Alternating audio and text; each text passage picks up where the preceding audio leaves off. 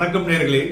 June மாத கடைசியில் பார்த்தீங்கன்னாக்க நிஃப்டியை பொறுத்தவரையும் சரி, நிஃப்டி 50 பொறுத்தவரையும் சரி, next Nifty 50, then mid cap, Nifty 200 இது எல்லாமே பார்த்தீங்கன்னா நிறைய சேஞ்சஸ் வருங்க.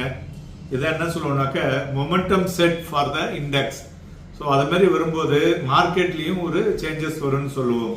அதில் இப்போ பார்த்தீங்கன்னா நிஃப்டி 200 வந்து உள்ள நிறைய அடிஷன் அண்ட் டெலிஷன் இருக்கு. அடிஷன்ஸ்ல பாத்தீங்கன்னாக்க InterGlobe, HDFC bank, Kotak Mahindra bank, ICICI bank, Bajaj Finserv இதெல்லாம் உள்ள வருதுங்க.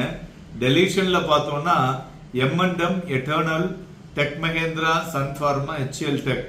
அதாவது டெலிஷன் என்னன்னாக்க 500 கோடி ரூபாய்க்கு மேல இருந்ததுன்னா அதை குறைச்சிடுவாங்க அவங்களுடைய பேலன்சிங்ல. ஸோ அதனால என்ன ஆகும் பாத்தீங்கன்னாக்க இந்த பேலன்ஸ்னால ட்ரேட் வர்த் மோர் தென் 60,000 crores வந்து ரீஷஃபில் ஆகுதுங்க மார்க்கெட்ல. ஸோ இது வந்து இன்னைக்கு தான் நடக்குது, சிக்னிஃபிகண்ட் ஆன் டுடே. ஸோ அதனால ஒரு 20 காம்போனன்ட்ஸ் வந்து எக்ஸ்பெக்டட் டு பி ரீப்ளேஸ்ட் இந்த மார்க்கெட்டுங்க. ஸோ அது மாதிரி ஆகும் பொழுது என்ன ஆகுனா ஒரு பாசிவ் செல்லிங் மார்க்கெட்ல இருக்கும். ஸோ அதனால அதனுடைய இம்பாக்டும் நம்ம வந்து பார்க்க முடியும். அதாவது இப்போ நான் வந்து டெலிஷன் சொன்னதுல 550 கோடி ரூபாய்க்கு மேல இருந்ததுன்னா அவங்க அதை எடுத்து வெளில எடுத்துருவாங்க.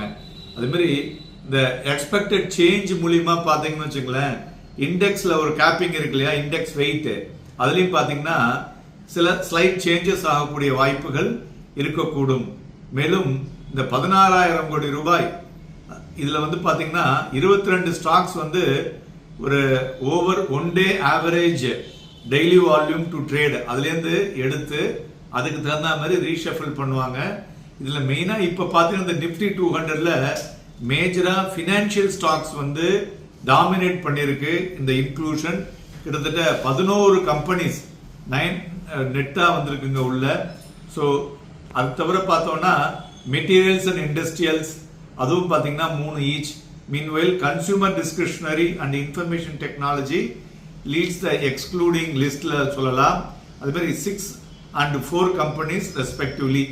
So மெயினா பாத்தீங்கன்னு வச்சுக்கோங்க, இந்த weightage of each index componentல so multiply by free float market cap னு சொல்லுவோம் இல்லையா, market price into total number of shares, அதுதான் market capitalization. இதுல வந்து மெயினா இன்னும் நம்ம என்ன பார்க்கணும்னா NMS னு சொல்லுவோம், அதாவது normalized momentum score அப்படின்னு சொல்றது. இது வந்து calculated using 6 months and 12 months weighted average. So அதனால இன்றைய தினம் நிறைய அடிஷன்ஸ் அண்ட் டெலிஷன்ஸ் நிறைய இருக்கிறதுனால மார்க்கெட்ல வந்து வாலட்டிலிட்டி அண்ட் சேஞ்சஸ் இருக்கும். நன்றி, வணக்கம்.